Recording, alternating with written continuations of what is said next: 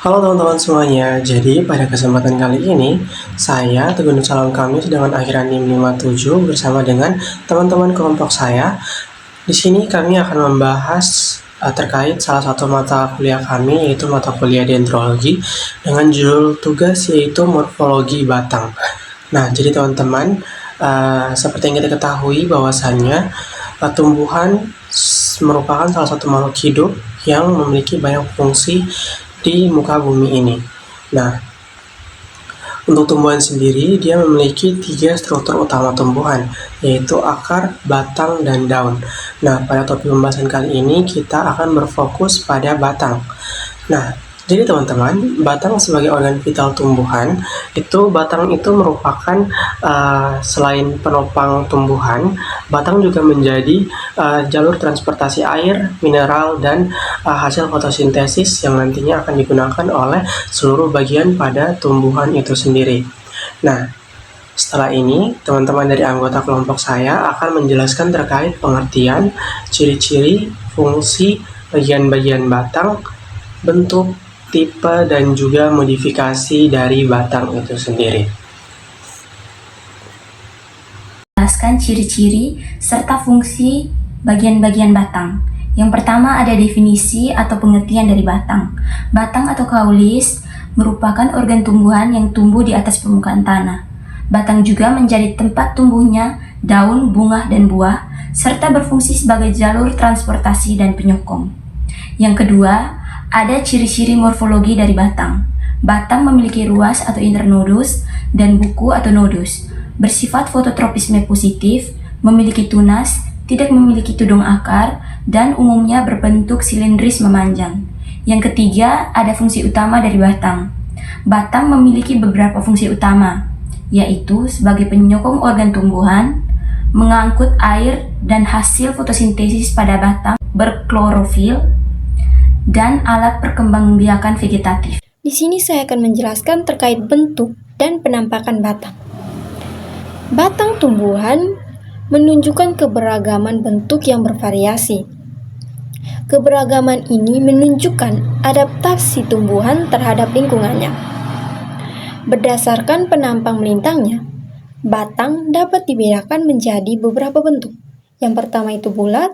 Bentuk bulat ini merupakan bentuk yang paling umum dijumpai, contohnya itu pada pohon mangga dan pepaya. Yang kedua bentuk pipi. Penampang batang berbentuk pipi, contohnya terdapat pada Opunita sp. Yang ketiga bersegitiga, penampang batang yang berbentuk segitiga. Contohnya pada tumbuhan seperti rumput teki. Yang keempat itu bersegi empat, penampang batang yang berbentuk segi empat, contohnya pada tanaman mint. Kelima bersegi banyak, penampang batang yang berbentuk bersegi banyak, contohnya pada tanaman kaktus. Arah tumbuh batang, yang pertama itu tegak lurus. Ini merupakan contoh batang yang tumbuh ke atas seperti kelapa dan palem. Yang kedua menggantung, itu arah tumbuh batangnya ke bawah, contohnya pada tanaman hias begonia. Bahkan tanaman yang tumbuhnya berbaring di atas tanah, contohnya seperti semangka dan labu. Yang memanjat merupakan tanaman yang batangnya tumbuh merambat ke atas, contohnya pada tanaman anggur. Membelit, batang tumbuh dengan cara membelit atau menompang pada tanaman lain, contohnya kacang panjang. Berikutnya permukaan batang. Permukaan batang juga bervariasi, yang menjadi salah satu karakter morfologi untuk mengidentifikasi tumbuhan. Yang pertama permukaan yang licin, itu merupakan permukaan yang halus dan rata tanpa tonjolan atau rambut, contohnya pada tanaman bambu. Yang kedua berambut, yaitu permukaan batang yang dipenuhi oleh rambut-rambut halus, contohnya pada tanaman labu siam. Yang ketiga bersayap, terdapat tonjolan tipis yang menyerupai sayap pada sisi-sisi batang, contohnya pada tanaman markisa. Empat beralur, permukaan batang memiliki lekukan yang memanjang seperti alur, contohnya pada seledri. Kelima berduri, permukaan batang ditumbuhi dengan duri-duri, contohnya pada tanaman salak. 6 bergetah, batang mengandung getah yang dapat keluar bila dilukai atau disayat, contohnya pada tumbuhan karet, pepaya, dan mangga. Bentuk dan penampilan batang. Yang pertama, fungsi adaptasi bentuk batang. Bentuk batang tidak hanya estetika, tetapi juga sebagai respon terhadap faktor lingkungan seperti batang sekulen pada kaktus yang menyimpan air di habitat kering. Yang kedua, hubungan bentuk batang dengan fungsi ekologis. Penampang batang menentukan kekuatan struktur dan kemampuan transportasi nutrisi, sehingga berhubungan langsung dengan fungsi ekologis tumbuhan di lingkungan tertentu. Lalu, tipe-tipe batang berdasarkan habitusnya ada 4. Yang pertama, batang basah, batang rumput, batang berkayu, dan batang mendong. Batang basah adalah tumbuhan dengan batang lunak berair dan hijau seperti bayam dan bunga matahari yang umumnya bersifat herbal. Yang kedua, batang rumput adalah batang dengan ruas yang berongga seperti pada padi, bambu, dan tebu, menunjukkan struktur anggota suku Poaceae. Yang ketiga, batang berkayu adalah tumbuhan dengan batang keras seperti jati dan mawar yang seringkali dapat dikategorikan sebagai semak atau pohon. Yang terakhir, batang mendong, batang segitiga tanpa ruas yang jelas seperti mendong dan rumput teki, khas pada tumbuhan keluarga Cyperaceae. Oke teman-teman, lalu bagian yang terakhir yaitu modifikasi batang. Nah, jadi untuk modifikasi batang sendiri dibedakan menjadi 2, yaitu modifikasi batang di atas tanah dan modifikasi batang di bawah tanah. Nah, untuk modifikasi batang di atas tanah itu dibedakan menjadi 5 jenis, yaitu sulur batang, duri batang, cladodia dan filocladia, lalu stolon dan sukulen. Lalu untuk di bawah tanah, modifikasi di bawah tanah itu dibagi menjadi 4 jenis, yaitu rimpang, umbi batang, umbi lapis, dan juga kormos. Nah, jadi di sini saya akan mulai dengan modifikasi batang di atas tanah. Yang pertama yaitu sulur batang. Jadi teman-teman, sulur batang itu merupakan cabang yang berubah menjadi sulur untuk membelit dan memanjat. Nah, untuk contohnya ini teman-teman bisa melihat pada tumbuhan anggur atau Vitis vinifera. Lalu yang kedua yaitu duri batang, teman-teman. Lalu untuk duri batang ini yaitu cabang yang mengeras dan berubah menjadi duri. Nah, untuk contoh dari duri batang ini teman-teman bisa melihatnya pada tumbuhan jeruk nipis dan juga bougainville. Lalu yang ketiga yang saya sebutkan tadi yaitu cladodia dan filocladia. Nah, untuk cladodia dan filocladia ini itu merupakan batang pipih yang menyerupai daun untuk fotosintesis. Nah, untuk contohnya ini teman-teman bisa melihat pada gambar kaktus opuntia.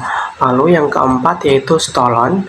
Jadi stolon ini merupakan batang yang tumbuh mendatar di atas tanah dan dapat membentuk tunas baru pada buku-bukunya. Nah, untuk contohnya yaitu stroberi dan rumput gajah. Maaf teman-teman, rumput gajah. Lalu yang kelima yaitu sukulen. Nah, lalu untuk batang sukulen ini yaitu merupakan batang berdaging yang menyimpan banyak cadangan air, teman-teman. Untuk contohnya sendiri teman-teman bisa melihat pada kaktus dan lidah buaya. Lalu yang pertama tadi yang sudah saya sebutkan di atas itu merupakan modifikasi batang untuk di atas tanah. Sedangkan yang kedua ini yaitu modifikasi batang di bawah tanah. Nah, jadi untuk modifikasi batang di bawah tanah itu terdapat 4 jenis, yaitu yang pertama rimpang. Jadi rimpang ini dia merupakan batang yang tumbuh di dalam tanah dalam kondisi bersisik dan beruas-ruas. Untuk contohnya yaitu jahe, kunyit, dan lengkuas. Lalu yang kedua yaitu umbi batang. Nah, umbi batang ini dia tumbuh dalam tanah dalam kondisi membengkak akibat pertumbuhan zat makanan. Contohnya yaitu kentang dan ubi jalar. Lalu yang ketiga yaitu ada umbi lapis, yang mana umbi lapis itu dia itu batangnya itu tetap tumbuh di bawah tanah, tapi kondisi batangnya itu sangat pendek dan dikelilingi oleh daun-daun berdaging yang sangat tebal. Contohnya itu teman-teman bisa melihat pada bawang merah, bawang putih, dan juga tulip, teman-teman. Lalu yang terakhir yang keempat yaitu kormus, yaitu batang yang tumbuh dalam tanah dalam kondisi membengkak dan tidak berlapis. Contoh-contohnya yaitu talas dan gladial, teman-teman. Kesimpulan pentingnya fungsi batang sebagai organ vital. Batang berperan sebagai penopang jalur transportasi dan penyimpanan cadangan makanan dan organ fotosintesis yang mendukung adaptasi tumbuhan terhadap lingkungannya. Yang berikut karakteristik morfologi batang. Batang memiliki ciri-ciri unik seperti ruas, buku, tunas, fototropisme, dan kemampuan pencabangan yang menjadi dasar identifikasi tumbuhan. Yang berikut keragaman bentuk batang. Morfologi batang bervariasi mencakup bentuk penampung bulat, segitiga, dan lain-lain. Arah tumbuh, tegak, menggantung, merambat, dan permukaan batang licin, berduri, bersayap. Tipe-tipe batang berdasarkan habitus. Batang tumbuhan dibedakan dalam beberapa tipe seperti batang basah, berkayu, rumput, dan mendorong struktur dan sifatnya. Modifikasi batang sebagai adaptasi. Batang mengalami transformasi bentuk di atas atau di dalam tanah untuk memenuhi fungsi khusus seperti sulur, duri, rimpang, umbi batang, dan lainnya.